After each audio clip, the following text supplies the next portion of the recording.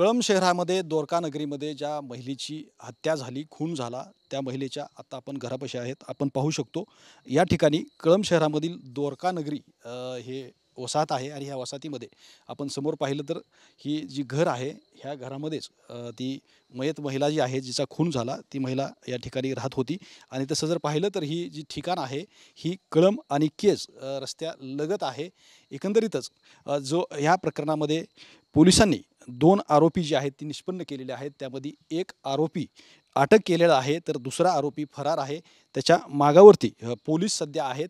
मात्र ही जी प्रकरण आहे आत्महत्याचं, ही प्रकरण संतोष देशमुख हत्या प्रकरणाशी जोडलं जात असल्याची माहिती आपल्याला मिळते. अंजली दमयन यांनी जे आरोप केलेत, सुरेश दसांनी पाठीमागं जे कळंबमध्ये एक महिला संतोष देशमुख यांना अडकवण्यासाठी तयार ठेवण्यात आली होती, असा आरोप केला होता.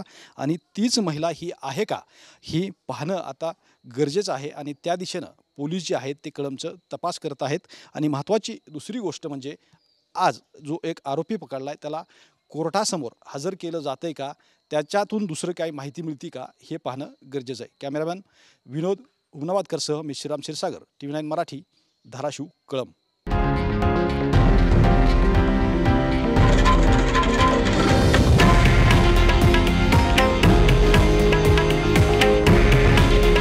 हे आहे देशातील नंबर 1 न्यूज नेटवर्क आणि आपण पाहत आहात TV9 मराठी.